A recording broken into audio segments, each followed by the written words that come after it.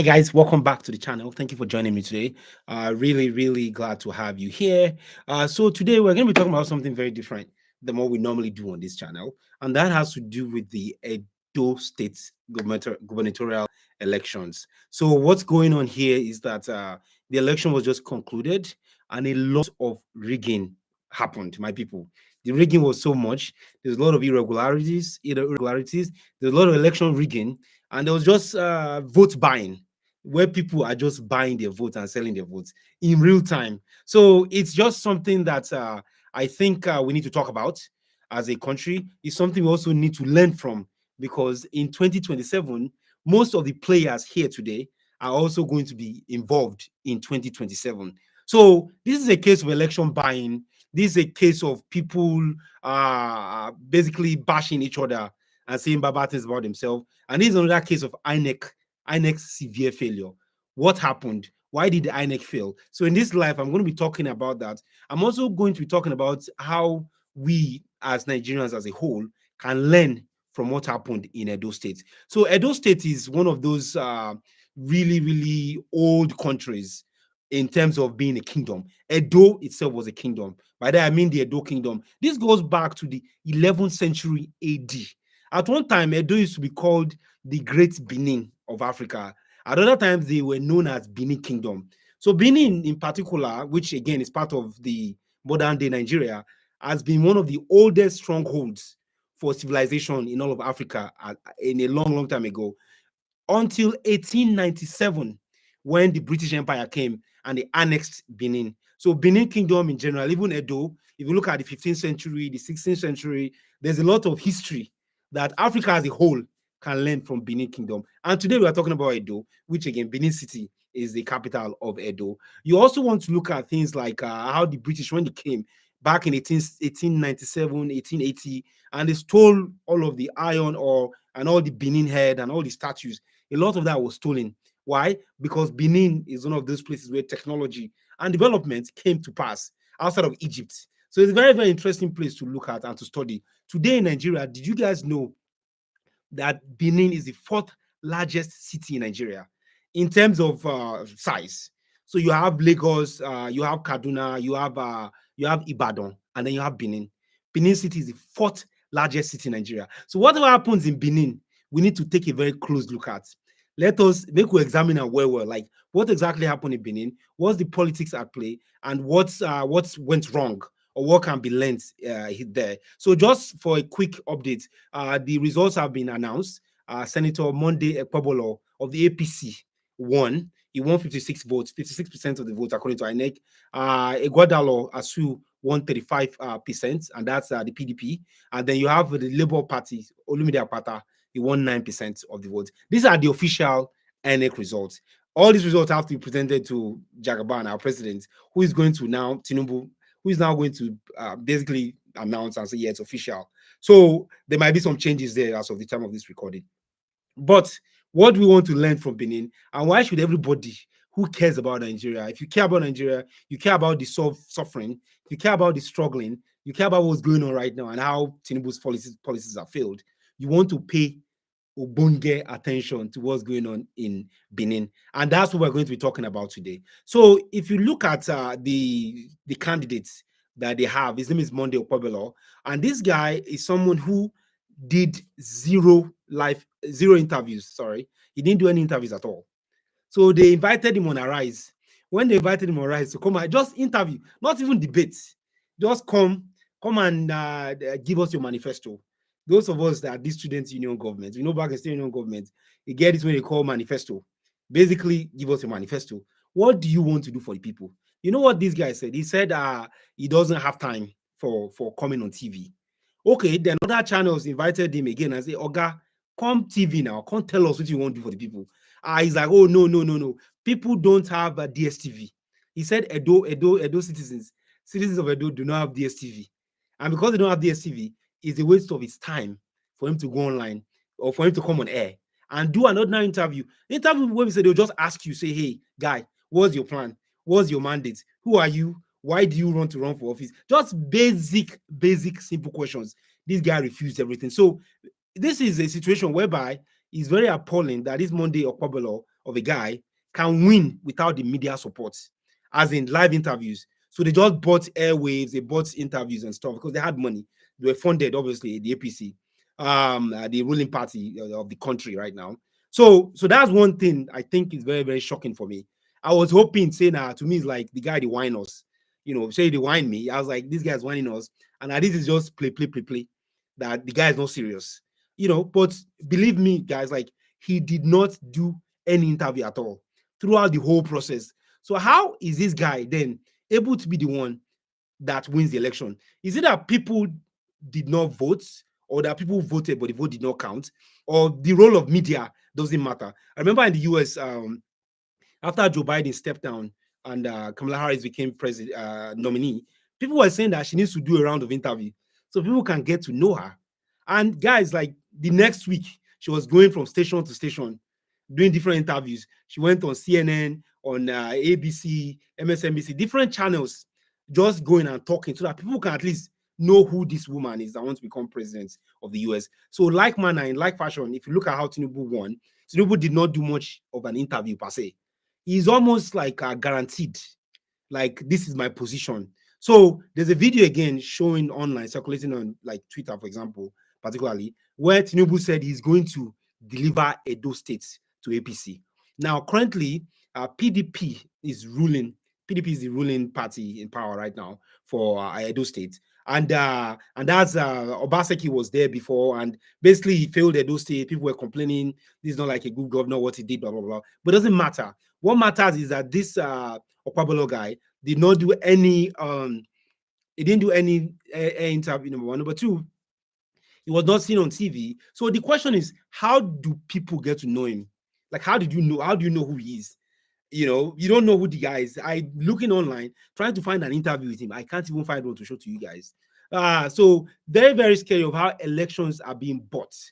Elections are being bought. This brings up the issue of political godfatherism, whereby Tinubu is there saying, you know what, this is the person I want to be in Edo State. Then Adams Oshiomole, another guy which we'll talk about in a little while, how he ruined Edo State for better or for worse. Adams Oshiomole came and started attacking other party, other candidates, and say, this one, they said something about, I think it was about Godfatherism, his wife doesn't have kids or children, just messing up the whole political landscape and being a godfather, in a way, intimidating other people that there's no how, this APC will take over Edo State. And it's a mandate whereby the ruling class have their own candidates, and they tell the candidates, here's what to do, here's what not to do. You're not going to talk, you're not going to do it. We have a blueprint of election rigging, and we're going to run that blueprint for you in your state of Edo State. So a lot of the elections were bought. There are a lot of videos online. If you guys check, there are many videos online where people were being handed cash. People were giving cash. People were giving cash. People were giving money. People were giving different financial incentives to buy their votes. So that's one aspect. Another one is the fact that they were burning ballots. So ballots were being burnt. There are videos circulating online where ballots were being burnt. Then INEC was also not being open. I heard that some members of the PDP were told to leave the counting stations, some counting stations. And then INEC was actually collating results. Normally, the results are supposed to be counted in the ward, and then they sent up to INEC. But some of those words did not count. They were the ballots. INEC automatically just take over and start counting. And more importantly, if you notice, some people, their votes, the number of registered voters, the votes that a ward got is higher than the number of registered voters.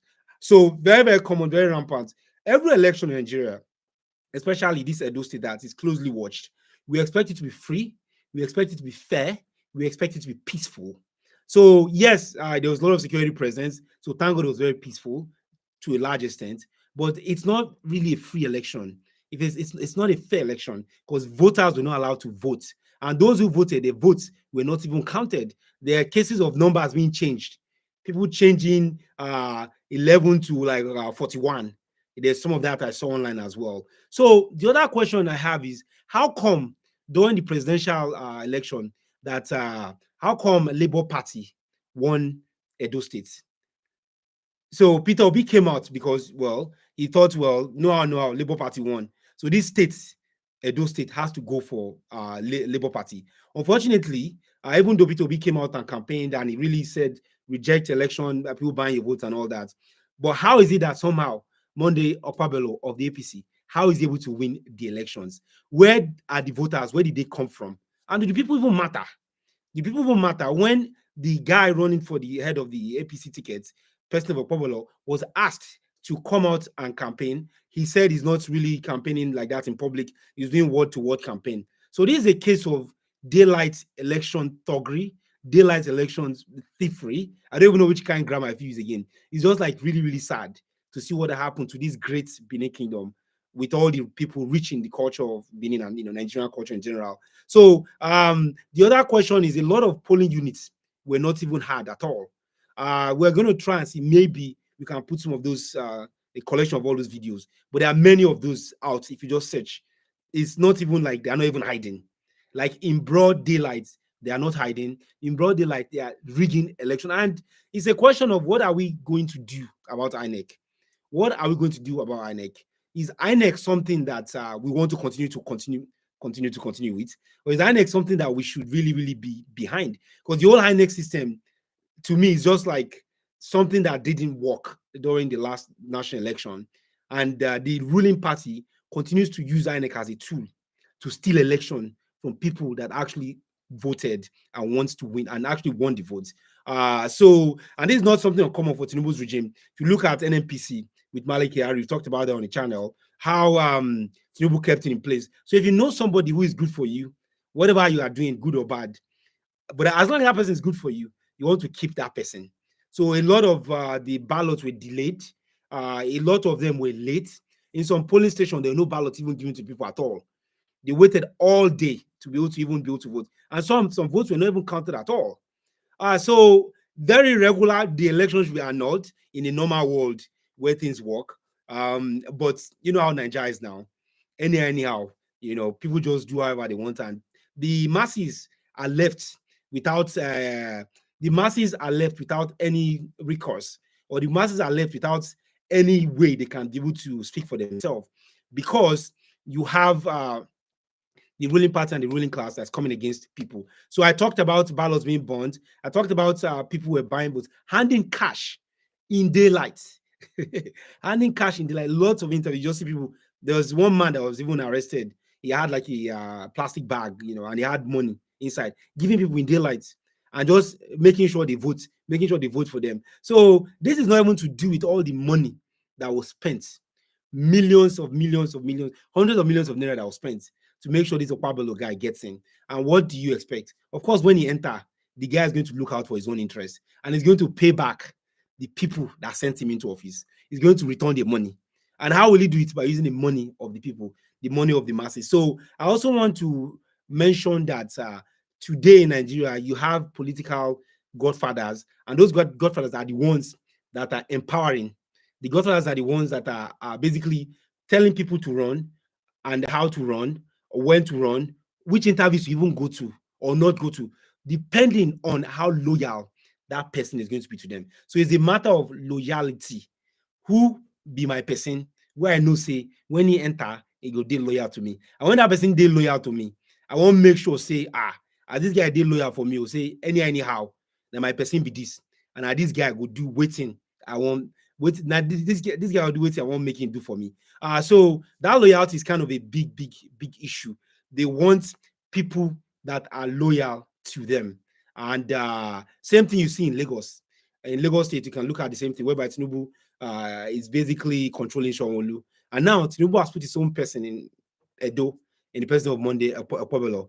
So there's nothing that we can do. There's nothing the masses can do. But I also want to use this opportunity to address those of una who sell in our votes.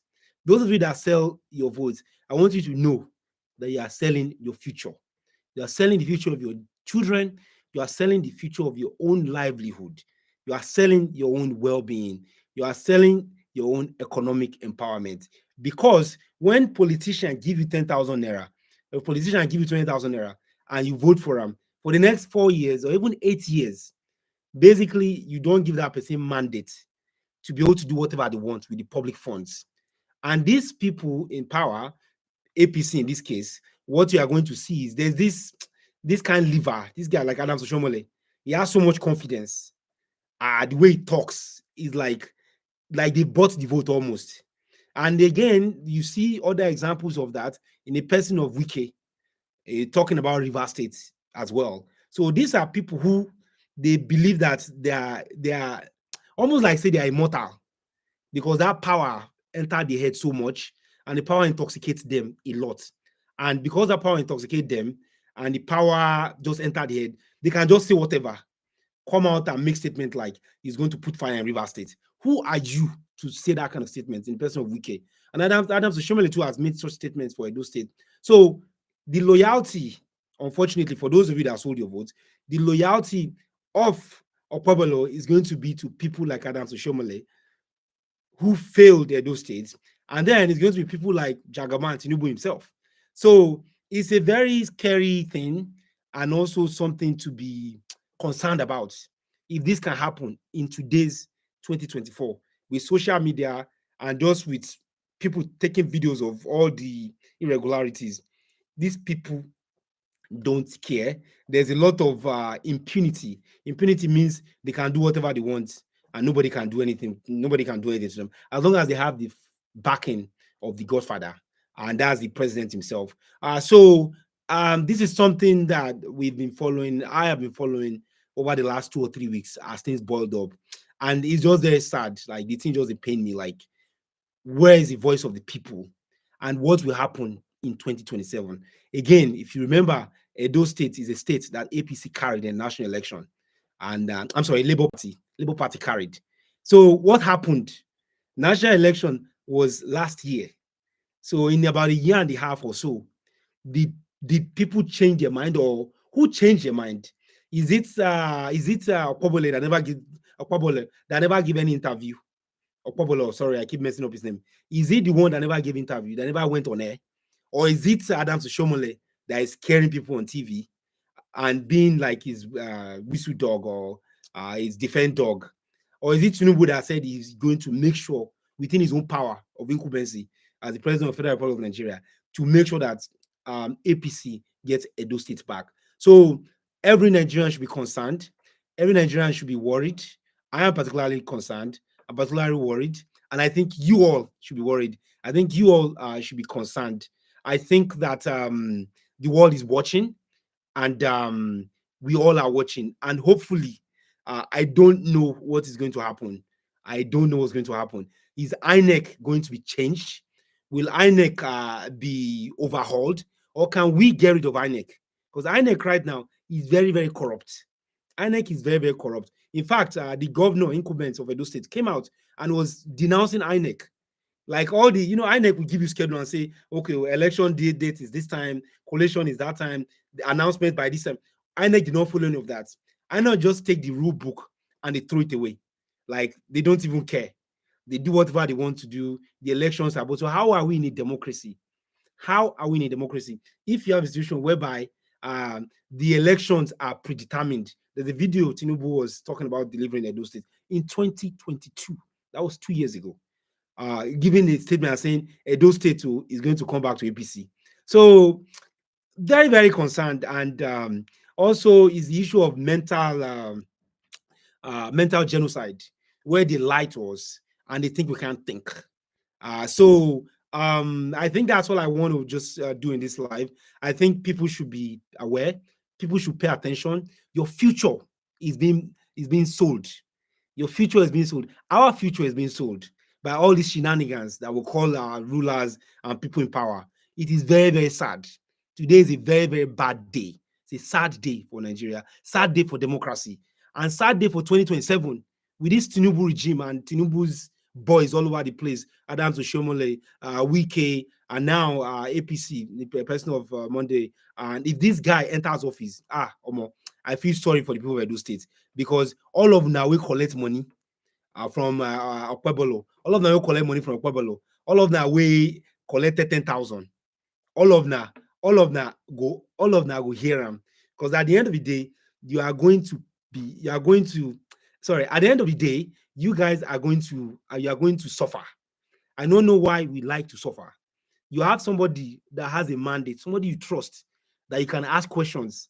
But instead, we decided to vote for an invisible candidate. A candidate that was asked to come to Arise, and when he was on Arise, was saying that people don't have DSTV, and that as far as he's concerned, what needs to happen is that he's going to be campaigning word to word. So nobody knows who this guy is. He was just chosen. He was appointed, and somehow he won the election. And now they're going to go to tribunal, the tribunal court, which again, the tribunal court is bought. It doesn't belong to the people. It belongs to the ruling class. So guys, thank you so much for watching this live. Please click the like button if you are here and you are following this stream. Please click the like button. And if you've not yet subscribed to our channel, please help us by subscribing.